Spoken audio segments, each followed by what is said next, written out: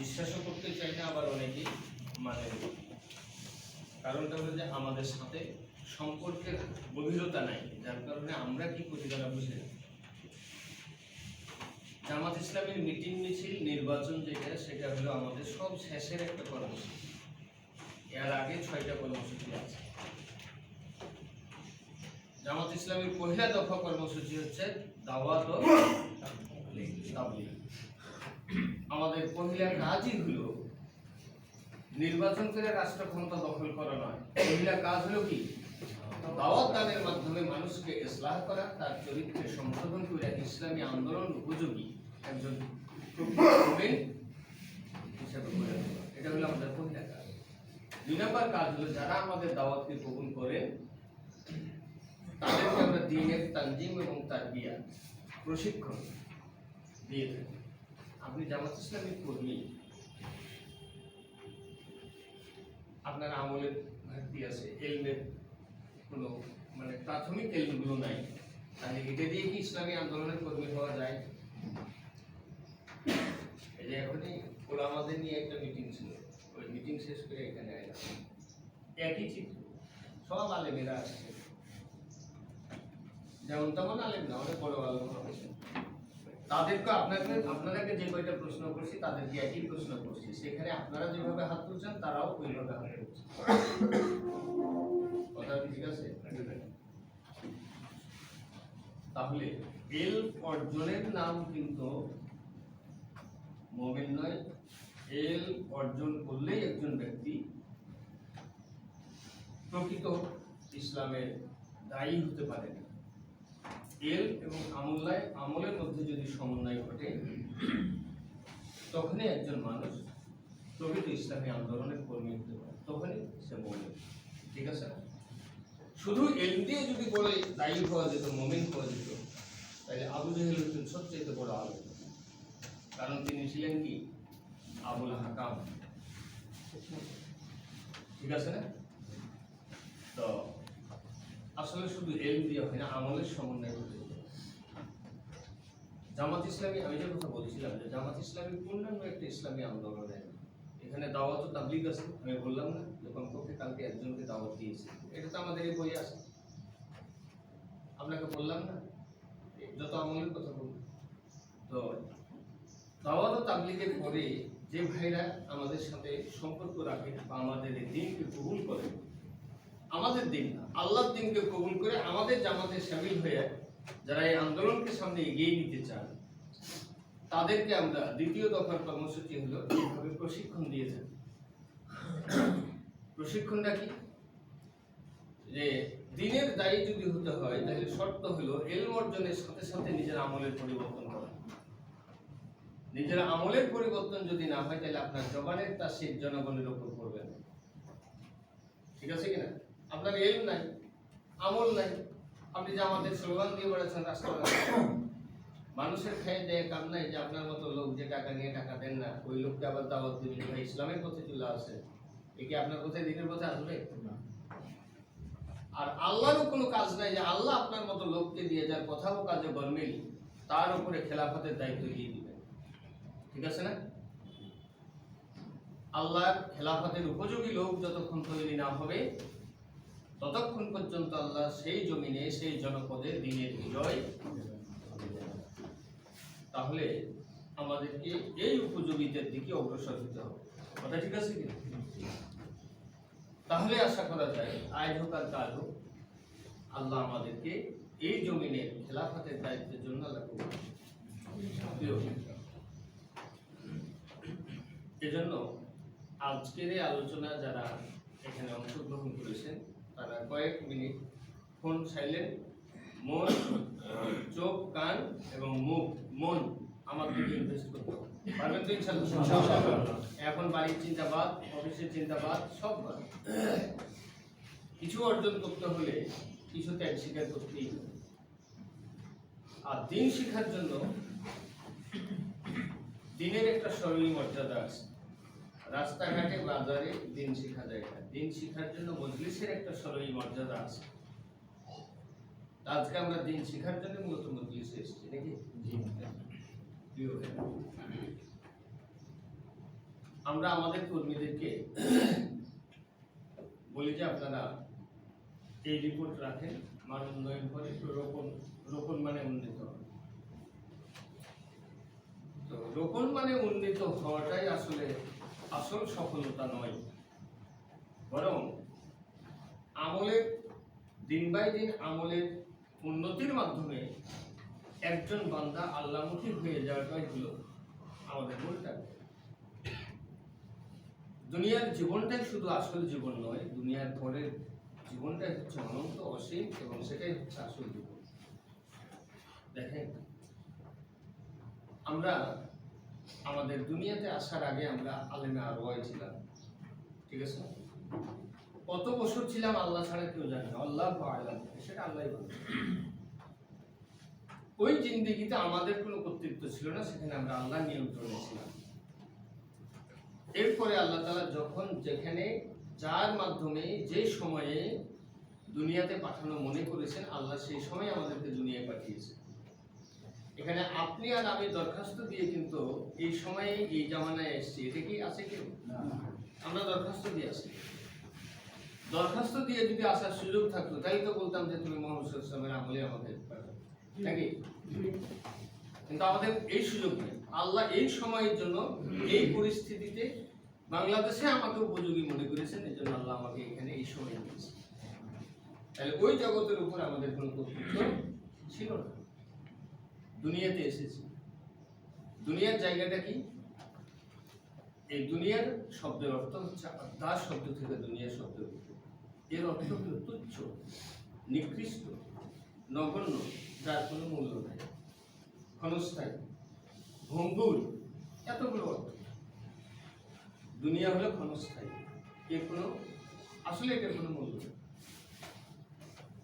আল্লাহ তাআলার ভাষায় হলো যে দুনিয়াকে যদি আল্লাহ মশার ডানার সমান সময় মর্যাদা দিতে, তাহলে কোনো কাফেরকে আল্লাহ এক গ্লাস পানি খেয়ে বাঁচতে দিতেন না। মশার ডানার কোনো মূল্য আছে না আপনাদের কাছে? এরকম মূল্য আল্লাহর কাছে। তো দুনিয়াটা হচ্ছে একদিকে এটা দুনিয়া, আর একদিকে এটার নাম হচ্ছে দারুল আমাল, আমলের জায়গা। দুনিয়াটা কি? আমলের জায়গা। দুনিয়াতে ভুলে একবার সুবহানাল্লাহ বলে ফেলেছে, ফেরেশতারা সওয়াব লিখতে দেরি করবে, আর আল্লাহ এটার সওয়াব দিতে দেরি করবে। ভুলক্রমে রাস্তায় হাঁটতে গিয়ে সুবহানাল্লাহ বলে ফেলেছে, একবার কাউকে সালাম দিয়ে দিয়েছে, মানে রাস্তাঘাটের সওয়াব খালি কিলবিল করছে, পড়ে আছে। আপনি নিতে পারছেন কি? আপনি আপনার ঝুড়িতে সংগ্রহ করতে পারছেন কিনা, সেটা হলো আমরা বিবেচনা করব। একবার সুবহানাল্লাহ বলে ফেলেছেন মানে আল্লাহর আকাশের নিচে জমিনের উপরে যত ফাঁকা জায়গা আছে আল্লাহ ভরে দিবেন। এই দুনিয়াটা কি? দারুল আমাল, এটা আমলের জায়গা। এটা শুধু চাকরি বাকরি, খাওয়া পড়া, কোন রকম ব্যবসা বৃদ্ধি করা, চাকরিতে উন্নতি লাভ করা, এটার মধ্যে সফলতা। এটা হলো আমলকে জিন্দা রাখা, আমলকে বৃদ্ধি করা, এটার মধ্যে সফলতা। আর দুনিয়ার পরে একটা জীবন আছে, যে জীবনের শুরু আছে শেষ নাই, সেটার নাম কি? আখিরাত, পরকাল। আর একটা নাম আছে, সেটার নাম হচ্ছে ইয়াউমুল জাযা। দুনিয়াতে কি করলেন এটা জাযা দিবেন কোথায়? মরার সাথে সাথে শুরু জাযা, কবর থেকে শুরু। সেখানে অনেকগুলো স্টেজ আছে, স্টেশন আছে পরকালে। আর পয়লা স্টেশন হচ্ছে কবর, সেখান থেকে শুরু, ঠিক আছে না প্রিয় ভাই? তাহলে দুনিয়াটা হচ্ছে, দুনিয়া সম্বন্ধে আল্লাহ বলে দিলেন, এই দুনিয়াতে আপনি আপনাকে আমাকে পাঠানোর কথা আল্লাহ আগেই বলে দিয়েছেন। ওমা খালাকতুল জিন্না ওয়াল ইনসা ইল্লা লিয়াবুদুন। মানুষকে আর জিন জাতিকে দুনিয়াতে যে হায়াত দিয়ে পাঠাইলাম, এটার একমাত্র কাজ হচ্ছে, একমাত্র শুধুমাত্র কেবলমাত্র তাদের কাজ হলো আমি আল্লাহর ইবাদত করা। 24 ঘন্টায় আল্লাহর ইবাদত হবে, যদি আপনি সেটাকে মেজাজে ধারণ করতে পারেন।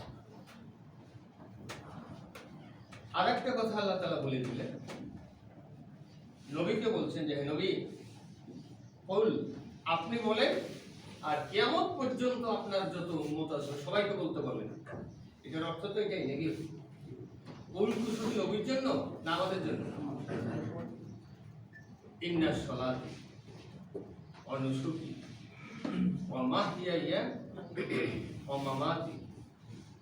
দেখেন আল্লাহ বলছে যে নবী আপনি বলেন এদের নামাজ, কুরবানি, দান, সাদকা সবই আমার জন্য, আর এদের হায়াত এবং মৌতের মাঝখানে যা আছে,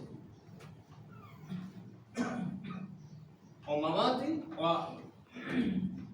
ও নুসুকি ও মাহইয়া ও মামাতি, এ মাহইয়া আর ও মামাত, এই দুইটার মাঝখানে যা আছে হায়াত এবং মৌত, এর মাঝে যা আছে লিল্লাহি রাব্বিল আলামিন, সব আল্লাহর জন্য। তাহলে আপনার হায়াত আর মৌতের মাঝে কি আছে আপনার চিন্তা করেন? সবই আছে। এই সব কার জন্য? লিল্লাহি রাব্বিল আলামিন, আল্লাহকে রাজি খুশি করার জন্য। তাহলে আমরা দুইটা কথা পেলাম। দুনিয়ার জীবনে এটা আমলের জায়গা, আমলের ক্ষেত্রে আল্লাহ তাআলা বললেন যে আমি তোমাকে সৃষ্টি করেছি কেবল আমার ইবাদতের জন্য। দুই নাম্বার কথা হলো যে আমার হায়াত আর মৌতের মধ্যে যা আছে আল্লাহ আমাকে বলিয়ে দিচ্ছেন নবীর মাধ্যমে যে তুমি বলো, স্বীকৃতি দাও লিল্লাহি রাব্বিল আলামিন। এ পর্যন্ত কি হজম হয়েছে? কথা কি এ পর্যন্ত হজম হয়েছে? এখন আমরা বললাম, আমরা প্রথমেই আমি বলেছি যে আপনাদের পার্সোনাল খোঁজ খবর নিয়েছি। এই যে আমাদের নামাজ নাই, জামাতে নামাজ নাই, আমরা কোরআন পড়ি না, হাদিস পড়ি না, ইসলামী সাহিত্য পড়ি না, মানুষকে দাওয়াত দেই না, হ্যাঁ, দান সাদকা নাই, নফল রোজা নাই, তাহাজ্জুদ তো দূরের কথা। এই আমল দিয়ে আল্লাহ যে উদ্দেশ্যে আমাকে দুনিয়ায় পাঠাইলেন, এই ভাঙাচোরা আমল দিয়ে কি উদ্দেশ্য পূরণ হচ্ছে? উদ্দেশ্য পূরণ হয় না। যদি না হয় তাহলে সময় তো পেরিয়ে গেল। আমরা যারা এখানে উপস্থিত আছি, আমরা কি কখনো একবার চোখ বন্ধ করে কি কখনো জীবনের হিসাবটা মিলিয়েছি? 63 বছর যদি আমার সুন্নতি হায়াত হয়, তা আমাদের জীবন থেকে কত বছর গেছে? অনেকেরই 63 পার, আবার অনেকেই খুব কাছাকাছি আছে, অনেকের 50% শেষ, নাকি? এই যে জীবন অতিবাহিত হয়ে গেল, আল্লাহ পাঠাইলেন কোন কাজে, আর আপনি আছেন কিসের মধ্যে? কোন কাজে আছেন? জামাত ইসলামের একদিন মিটিং এ গেলেন, একটা মিছিল করে আসলেন, এর মধ্যেও কি দায়িত্ব শেষ? আর মিটিং তো সপ্তাহে বা এক মাসে একটা হয়, নির্বাচন তো 5 বছর পরে একটা হয়, একদিন হয়, আর নামাজ তো আল্লাহ দিনে মাসরাত করে তুলেছে। কথা ঠিক আছে? তাহলে আপনি আপনার আমল, আমার আমল, কোন জায়গায় আমরা দাঁড়িয়ে আছি? আমাদের নিজকে প্রশ্ন করেন যে আমরা কোথায় আছি। এই আমল দিয়া আমরা কি আল্লাহর পছন্দনীয় বান্দার মধ্যে শামিল হতে পারবো? বা এটা কি আপনার নাফস, আপনার আত্মা আপনাকে স্বীকৃতি দেয়? তাহলে করণীয় কি, সেদিকে আমরা আলোচনায় যাচ্ছি। প্রিয় ভাইরা, আমরা আমাদের ভাইদেরকে যখন আমলের জন্য বলি, এই রিপোর্ট বইটা রাখেন। দেখেন, আজকে আমি আপনাদেরকে বলে যাচ্ছি এবং একটা চ্যালেঞ্জও করে যাচ্ছি। এই রিপোর্ট বইয়ে রিপোর্ট রাখা সহজ, কিন্তু আপনি পারবেন না। আপনি আমার সাথে চ্যালেঞ্জ করেন যে আপনি 1 মাস হকের সাথে রিপোর্ট রাখবেন, আপনি পারবেন না। আপনাকে চ্যালেঞ্জ করে গেলাম। আপনার শক্তি আছে, আপনি অনেক জ্ঞানী, আপনি অনেক বড় আলেম, অনেক আমল করেন, তাহাজ্জুদ বাদ যায় না, এই রিপোর্ট বই আপনি রিপোর্ট রাখতে পারবেন না 1 মাস। কেন পারবেন না? 2টা কারণ। একটা সরলই কারণ হলো, মানুষের আমল যত বৃদ্ধি পায়, ঈমান যত বৃদ্ধি পায়, শয়তানের তৎপরতা। শয়তান আপনাকে ধাক্কা মারা হলো এই আমল থেকে সরাবে। কারণটা হলো, আমরা জান্নাতের টিকিট বিক্রি করি না, কিন্তু আমাদের কর্মীদেরকে জান্নাতের পথ দেখায়। কথা ঠিক আছে? জান্নাতের টিকিট বিক্রি করে আমাদের দায়িত্ব নেই, কিন্তু আমরা জান্নাতের পথটা দেখানোর চেষ্টা করি। জামাতের রোপণ হলে সবাই জান্নাতে চলে যাবে, এই কথা আমরা বলি না, কিন্তু রোপণ হয়ে যদি হকের সাথে সে আমলে থাকে, অবশ্যই আল্লাহ জান্নাত থেকে মাহরুম করবেন না। দেখেন আমি আমলে কি বলেছি, একদিনে কি আমল করবেন আপনি দেখেন, তারপরে আপনি আপনার নিজকে প্রশ্ন করেন যে আমি আজ সারাদিনে যা করলাম তাতে কি আল্লাহ আমার উপর রাজি খুশি হতে পারে? আপনার নাফস বলে দিবে অবশ্যই আল্লাহ রাজি খুশি হবে। কথা ঠিক আছে? এটা এই যে পারবেন না চ্যালেঞ্জ করলাম, এটা দুইটা, রাগ করবেন না আমার উপর, যদি পারলে চ্যালেঞ্জ গ্রহণ করেন। ঠিক আছে? পারবেন না দুই কারণ, একটা হলো অলসতা আর আরেকটা হলো ব্যস্ততা, অনেক ব্যস্ততা। কারণ এই রিপোর্ট বই যদি রিপোর্ট রাখতে হয়, প্রত্যেক দিন একটা কমপক্ষে আয়াতকে অধ্যয়ন করতে হবে, গবেষণা করতে হবে। সূরা ইখলাস তেলাওয়াত করবেন আর বাদ ভাল্লুকের ওয়াজ দিয়ে সূরা ইখলাসের ব্যাখ্যা করবেন আর এটা জনগণ মেনে নিয়ে হেদায়েত হয়ে যাবে, এটা কি আপনি মনে করেন? না। তাহলে সূরা ইখলাসের মতো একটা মর্যাদা সম্পন্ন সূরা, এর ব্যাখ্যা আপনাকে জানতে হবে না? এই জন্য বলছি অধ্যয়ন, কোরআন অধ্যয়ন।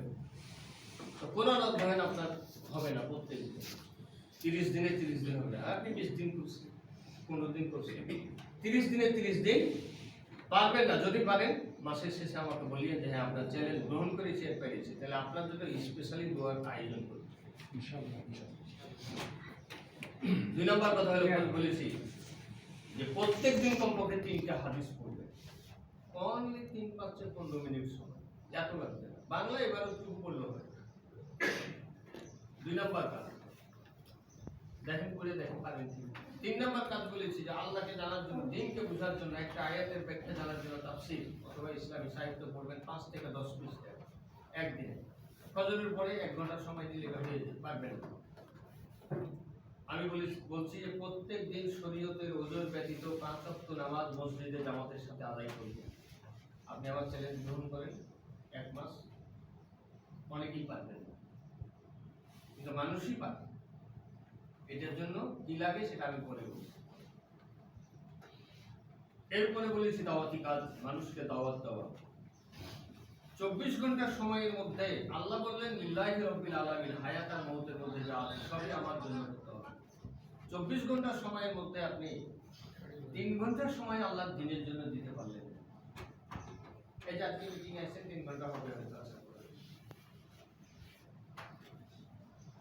এই আমলটা আমাদেরই করবে, কিন্তু আমাদের কথা কি আছে, এর বাইরে কিছু নেই।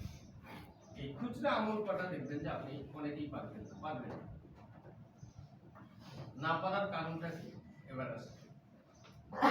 2টা কারণ, একটা হলো যে আমাদের ভাইদেরকে আমরা এটা নিয়ে বছরের পর বছর ইসলাহ করছি, কিন্তু আমাদের ভাইদের মৌলিক সমস্যা হলো পারে না। কেন পারে না? হলে একটা হলো অলসতা।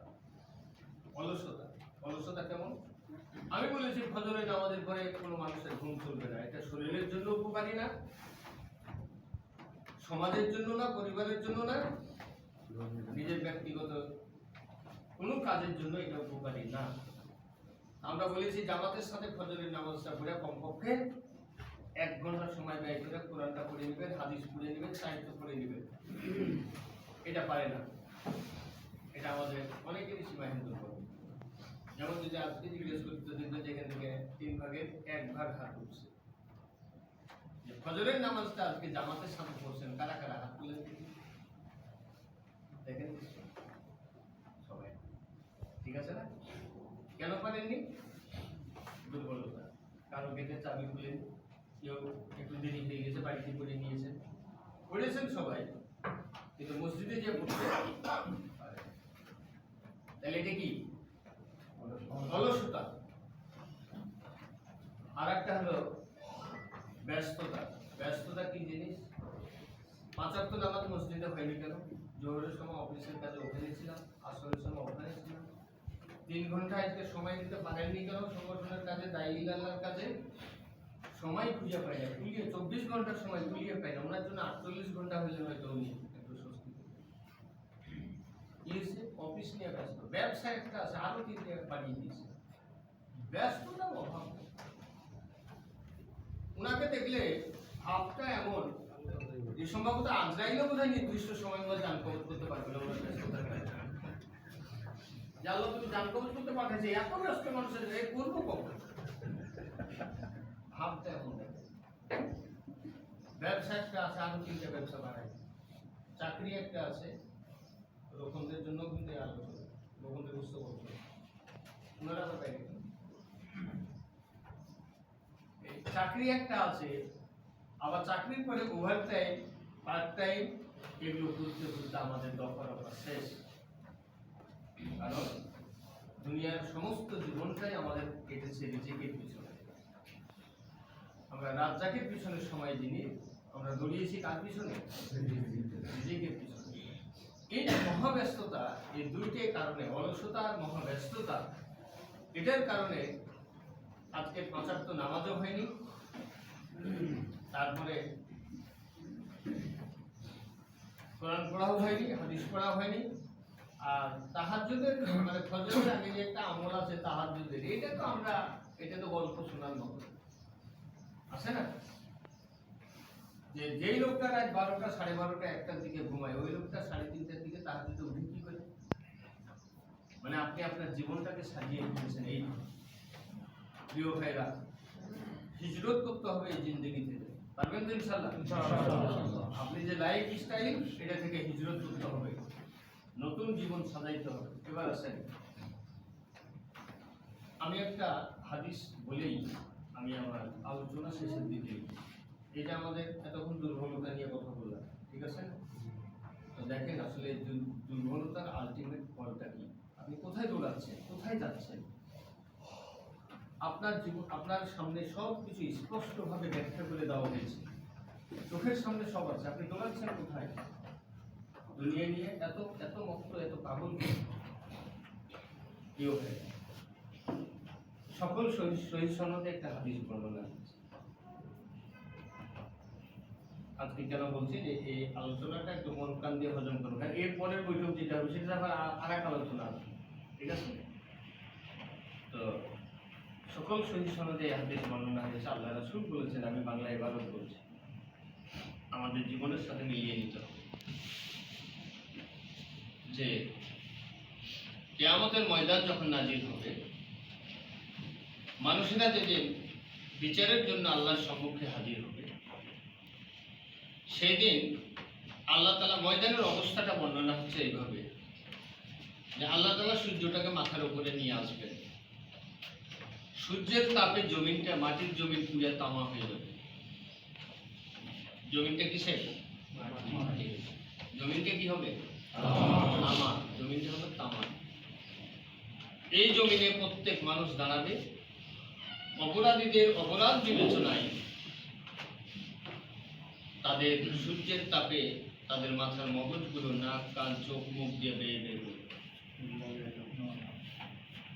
জাহান্নামের তর্জন গর্জন এত ভয়ঙ্কর হবে যে এই জাহান্নামকে 70,000 শিকল দিয়ে বাঁধা হবে। একটা শিকলের সাথে 70,000 ফেরেশতা। আল্লাহ তাআলার রাগ এবং গোসা এত ভয়ঙ্কর হবে, সেদিন আল্লাহর নাম কিন্তু রহমান, রহিম এই নাম থাকবে। সেদিন আল্লাহ কি নাম ধারণ করবেন? মালিক ইয়াউমিদ্দিন, বিচার দিনের মালিক হবেন তিনি। ময়দানের ভয়াবহতা, আল্লাহ রাব্বুল আলামিনের গোসা, রাগ দেখার পরে আদম আলাইহিস সালাম পর্যন্ত আল্লাহর দিকে তাকাইতে পারবেন না, সিজদায় পড়ে যাবে। সকল নবী রাসূল সব সিজদায় পড়ে যাবে। সবার আশা থাকবে একটা, আমার ছেলে মেয়েকে নিয়ে নাও, আমার বাপ মা কুরবানি হোক, স্ত্রী পুত্র সবের বিনিময়ে আল্লাহ তুমি আমাকে জান্নাত দাও, নাফসি নাফসি করো, আল্লাহ আমাকে বাঁচিয়ে দাও। ইব্রাহিম আলাইহিস সালামের মতো একজন জলিলুল কদর নবী এবং রাসূল, যে ইব্রাহিমের ব্যাপারে আল্লাহ তাআলা যত পরীক্ষা নিয়েছেন, সকল নবী রাসূলই আল্লাহর পরীক্ষায় পাস করেছেন, কিন্তু ইব্রাহিম আলাইহিস সালাম কোনো ইখতিলাফ ছাড়াই পাস করেছেন। কোনোদিন কোনো ইখতিলাফ করেনি। 80-84 বছর বয়সে আল্লাহ একটা ছেলে দিলেন। 4 বছর ছেলের বয়স হতে না হতে আল্লাহ বলছেন যে অনেক দূরে মক্কায় যে পাহাড়ের মধ্যে ফেলে আছে, যেখানে পানিও নেই, খাবার নেই, ফেলে দিয়ে আসে। ইব্রাহিম আলাইহিস সালাম বললেন যে আপনি কেমন ওখানে খাবে, পানির ব্যবস্থা কি, আর কিছু নিব কিনা? ঠিক আছে না? ইখতিলাফ ছাড়া তিনি আল্লাহর আনুগত্য মেনে নিয়েছে সব ক্ষেত্রে। 8 বছর বয়সে যেজন বলছে তোমার ছেলেটাকে জবাই করো, ওয়াজ করা সহজ, আমল করা খুব কঠিন। বলা সহজ, কিন্তু নিজের জীবনের সাথে মিলিয়ে ইখতিলাফ করলেন না যে আল্লাহ কেমনে, কোথায়, কিভাবে, কেন করবে, জবাই করে দিলেন। ইব্রাহিম আলাইহিস সালামকে আল্লাহ হাবিব বলে, খলিল বলে ডেকেছেন। এই ইব্রাহিম আলাইহিস সালাম সেদিন আল্লাহ জাতে রাগ এবং গোসা দেখার পরে দেখতে পারবেন না, নিজের হাতে তালু দিয়ে নিজের চোখ ঢেকে ফেলবেন। যে ইব্রাহিমের ব্যাপারে ওই ময়দানে সমস্ত মানুষ যখন উলঙ্গ অবস্থায় উঠবে, বুখারী শরীফের হাদিস, আল্লাহ তাআলা বলবেন ইব্রাহিমকে আগে কাপড় পরাও। আল্লাহ রাসূলের পরনে সম্ভবত কাপড় থাকবে, আল্লাহ বলবেন আগে ইব্রাহিমকে কাপড় পরাও। সে ইব্রাহিম আলাইহিস সালাম ওই হাসরের ময়দানে আল্লাহর দিকে তাকাইতে পারবে না, নিজের তালু দিয়ে চোখ ঢেকে ফেলবে। ঈসা মুসা সব নবী সিজদায় পড়ে বলবে আল্লাহ আমাকে বাঁচিয়ে দাও আজকে। এই ভয়ঙ্কর ময়দানে এই অবস্থা দেখার পরে গর্ভধারিণী কাঁচা গর্ভের মহিলাদের গর্ভ খসা পড়বে, তারা টের পাবে ভয়াবহতা এত ভয়াবহ। ছেলে দৌড় দিয়ে মায়ের কাছে যাবে, মা দুনিয়ায় কত আদর যত্ন করেছো, আমি একটু ঠিকই গেছি, আমাকে একটু সহযোগিতা করো। ছেলের মুখের উপর লাগছে, মা বলবে যে আমার দুনিয়াতে বিয়ে আমাকে চিনি। আল্লাহর কোরআনে এসে আয়াত, সেদিন বন্ধু বন্ধুর পরিচয় দিবে না, বাপ ছেলের পরিচয় দিবে না, মা মেয়ের পরিচয় দিবে না, কেউ কারো পরিচয় দিবে। আল্লাহ রাসূল সেদিন বলেছেন যে সেই দিন